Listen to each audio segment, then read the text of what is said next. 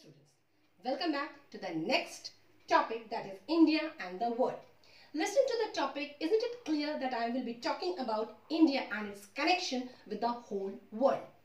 India, as you know, it's a southward extension of the Asian continent and is also called the central part or the extended portion of the Asian continent. Europe, which seems to be connected with from the west, southeast and the east Asia. The Deccan Peninsula, Deccan Peninsula, which protrudes into the Indian Ocean, help it to have connection with the whole world.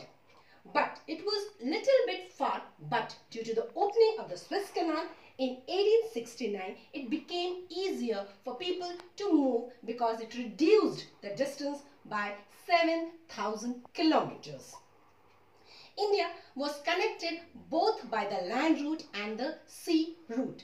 The travelers who visited here, who came here for their work or for any tourism part, they came, settled down, few of them took the knowledge and went back to their own country. And as you know, the stories of Ramayana, Mahabharata, the short stories of Panchatantra, who doesn't know about it? The whole world knows about it. The Indian numeral and the decimal system, which is given by India, and the benefits the whole world is taking nowadays. The travelers who came to India also contributed with their food and everything. They taught us the things, how to make it, and we were also benefited because of this. I'll give you a small example like your burger, your pasta, your chow mein.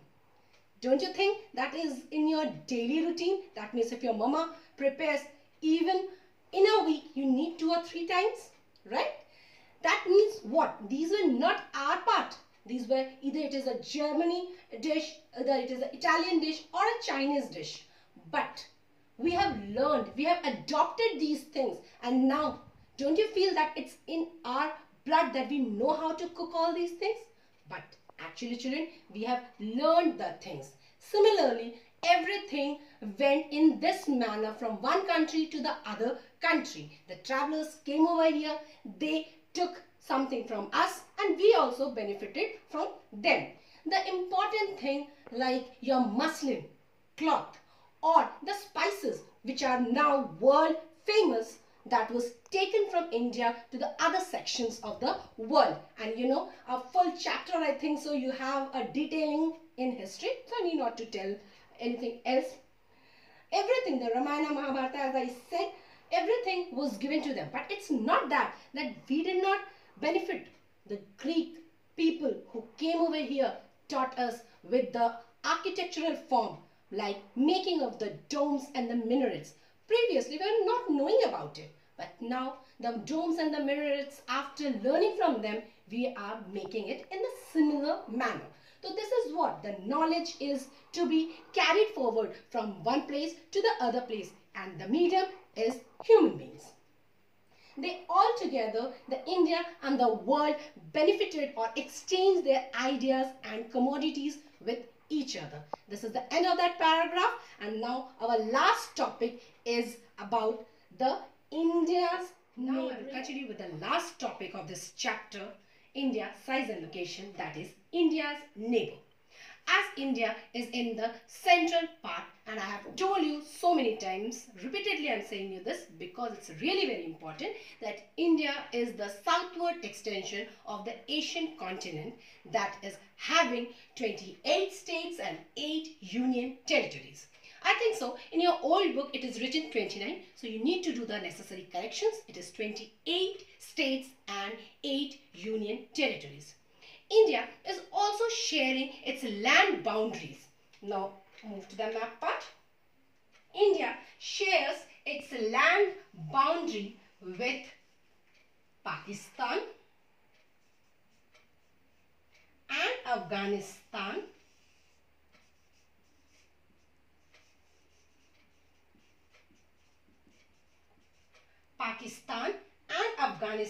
from the northwestern part, Nepal and Bhutan from the northern part, your Myanmar and Bangladesh from the eastern part, and who could forget our southern neighbors, that is Sri Lanka and Maldives. The Sri Lanka and Maldives. Sri Lanka, which is separated from India by a narrow stretch of line, that is Park Strait and Gulf of Mannar. Sri Lanka is separated by a narrow stretch of land, that is Park Strait and Gulf of Mannar.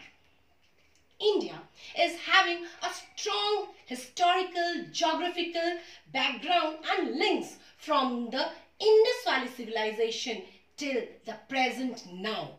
And because of this, India has made up its mark and has made its mark from the rest of the world, and it holds a very important position in the whole world.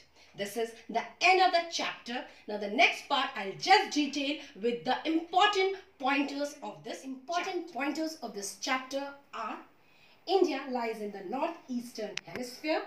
Latitudinal extent is 8 degree 4 minute north and 37 degree 6 minute north. Longitude is 68 degree 7 minute east and 97 degree 25 minute east. Tropic of Cancer divides India into two, and the latitudinal extent is 23.5 degree north. Landmass of India is 3.28 million square kilometer, which accounts for 2.4% of the world. Seventh largest country. The land boundary of India is 15,200 kilometer. Coastline including the island groups is 7,516.6 kilometer. 22 degree north. India tapers itself. India connected to the whole world. Arabian Sea was previously known as Sindhu Sagar, and later on, because of the dominance of the Arabian merchants, it was named as Arabian Sea. Bay of Bengal, previous name was Mahodati, but because of the covering of major portions by Bengal, the seashore was renamed as Bay of Bengal. Shared ideas and commodities with the whole world. It is having 28 states and 8 union territory. India's neighboring countries, you need to memorize that. Sri Lanka is separated from India by a narrow channel of sea known as Park Strait and Gulf of Mannar. 82.5 degree east is the standard meridian, and India is known for its culture and traditions and also for Modiji. I think this page is very important, so if you need, you can also take the screenshot of this page. Me, Shweta Chakravarti, signing off, Angels High School.